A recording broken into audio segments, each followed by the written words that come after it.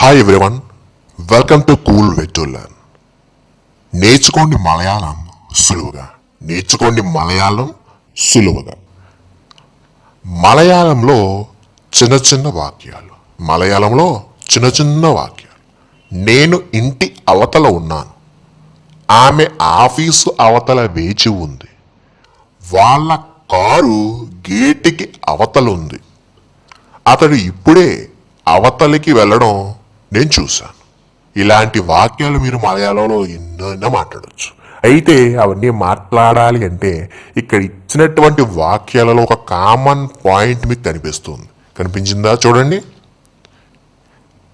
ఇంటి అవతల, ఆఫీసు అవతల, గేటుకి అవతల, అవతలకి.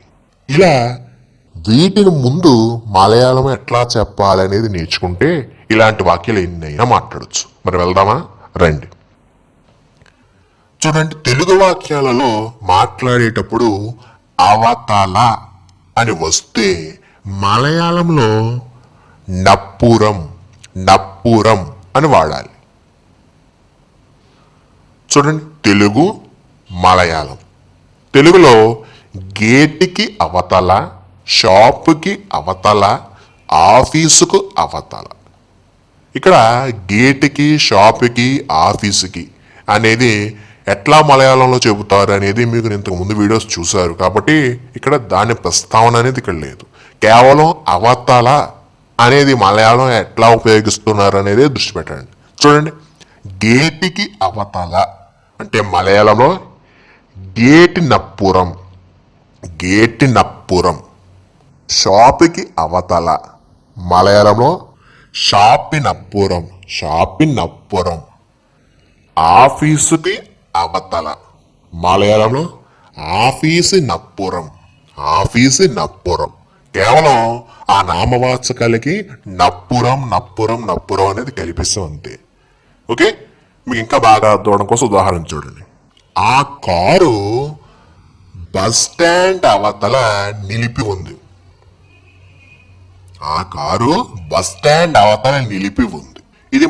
ఇది మలయాళంలో చెప్పాలి. చూడండి, ఆ కారు అంటే మలయాళంలో కూడా ఆ కారు. బస్ స్టాండ్ అవతల మలయాళంలో బస్ స్టాండ్ నప్పురం నిలిపి ఉంది. పార్క్ సేదుట్టుండ్ ఆ కారు బస్ స్టాండ్ అవతల నిలిపి ఉంది అంటే మలయాళంలో ఆ కారు బస్ స్టాండ్ నప్పురం పార్క్ సేదుట్టుండ్. ఆ car bus stand నప్పురం park సేదుట్టుండ్.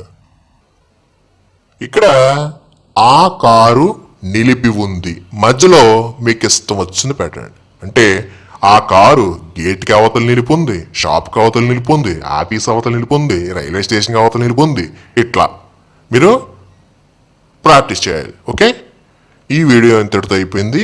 Next వీడియోలో దీని కంటిన్యూషన్ ఉందండి. అంటే ఏంటంటే అవతల అనే పదం ద్వారా కొన్ని తెలుగు వాక్యాలు ఫ్రేమ్ చేయడం జరిగింది. ఆ వాక్యాలను మలయాళంలో ఎట్లా చెప్పాలి, ఎలా సింపుల్గా అర్థం చేసుకోవాలనే కాన్సెప్ట్ మీరు ప్రాక్టీస్ సెక్షన్లో చూడబోతున్నారు. Okay, thank you.